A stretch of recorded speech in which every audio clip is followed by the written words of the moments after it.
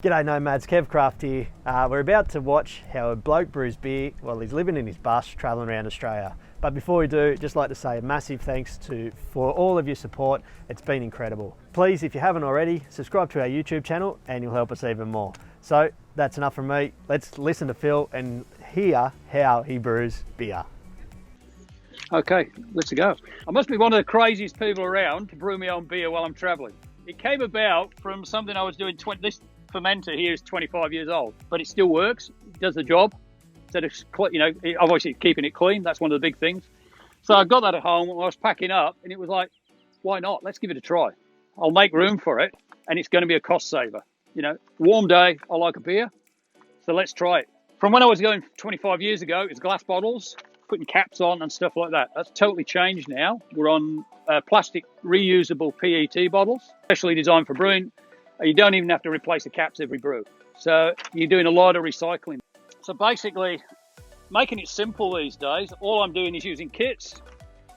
So you got kits now from, these are Coopers. They're probably the biggest manufacturer of homebrew kits in the world. Easy to get hold of, easy to use, good instructions, and everything's included in the kit. The other thing I add to it is a bit of their brew enhancers. I'm finding you get better results with that than you do with just plain sugar. So it's basically, get one of those, rip the lid off, warm it up, put some hot water in there, I put it in a saucepan with hot water, tip it in, top it up with 23 litres of cold water, 20 litres of cold water, put the lid on, and you've got the little airlock here. Fill the airlock, put the yeast in, and sit back and wait for 10 days. The biggest problem I've got is keeping the temperature right. You know, the purists with brewing, your temperature's got to be right. You can't move it.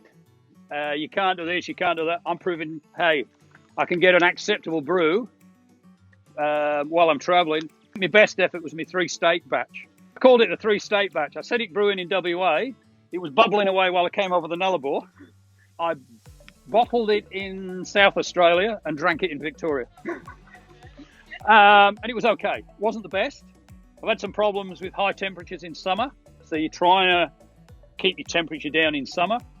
I've got a tub in the back, which is just a general purpose tub. That fits in it. I've had a blanket wrapped around it and keeping water going through just to try and keep it cool. So, which has worked okay. I've also got, and I guess we're like, again, technology. I've got a little gizmo here. Turn it around. I've got a temperature thermometer there that sits on the side, and it's got an app on there. It's for Webbers, but it was given to me for a Weber, but I use it for this, and that goes through to my phone, and I can keep an eye on the temperature there. And what's the temperature on the outside is pretty matching the temperature on the inside. Ideally, you want about 21 to 28 degrees for fermentation. If it's 35 inside, it's getting up a bit high, and you tend to get some bad tastes come through in your beer. So one of the tastes that come through, I had a couple of bottles, it tasted like bubble gum, and it was actually the phenols or something in it. And I checked it out, and yeah, that's exactly what it was. It was a real bubblegum taste. So I've had a few mistakes as well. The big thing is everybody says, oh, they explode. If they're brewed properly and you get the sugar right, it's not going to explode. I've never had one explode, ever. Give it 10 days, and then it's just a matter of sterilise the bottles, take a specific gravity. So I've got a couple of things. I've got a steriliser there, which is just basically Napisan. Sodium permanganate.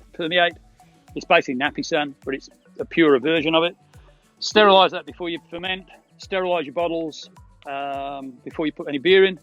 And again, because of water constraints, the one I'm using is you don't have to rinse. You put it in there, rinse, swish it around, let it sit for a while, and it drains out, and you don't have to rinse with it, and it doesn't leave a taste.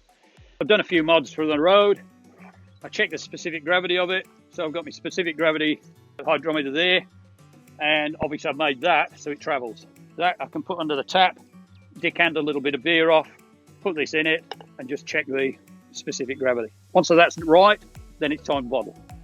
It's measuring the alcohol content. So the alcohol content is, once it starts, it'll start at about 1038. Once it gets down to about 1012, 1013 for 2 or 3 days, you know it's finished brewing. And then it's okay to bottle. It's probably about 4.5%. Standard stuff. I'm not boosting the sugars. I'm not doing anything out of the ordinary with it. It's just as is. If you want taste and you want enjoyment, brew it properly. The big thing then I've got 70 bottles. I'm doing about 30 at a time, and I try and run my batches so that once one batch finishes, I've got another one ready. The thing I've got to do is leave them in the bottles for at least 2 weeks, and after 2 weeks, the taste still tastes pretty raw. So you give it a bit longer, 3 to 4 weeks, and it starts tasting like half decent beer. As a basic, everyday drinking beer, yeah, it comes up all right. Probably never going to be as good as bought beer, but it's not too bad. It's cheap. I enjoy it. Hey, you say about splurging, yeah, go out to a craft brewery occasionally and have a real beer. Bit of sugar in the bottles when you finish. I actually scoop it out, weigh it, drop it in the bottles, and invert it. Put them away for 2 or 3 weeks. Try one or two. You can try it while you're bottling, and you'll taste whether it's okay. And give it 2 or 3 weeks, and you're ready to start drinking. Do you want a sample? I thought you would. I've got a winter brew I'm just finishing off, and it's probably a good comparison. I've got a Guinnessy type Cooper Stout, and I've got some, I can't remember, it's draft or real ale. That's just coming on now. It's just getting drinkable. So you'll taste it's a little bit sort of raw. I don't know how you taste it. A bit rough, a bit bitter, but as it ages, it gets smoother. So I'll decant a couple of bottles off so it's easy to pour, and we'll have a quick taste.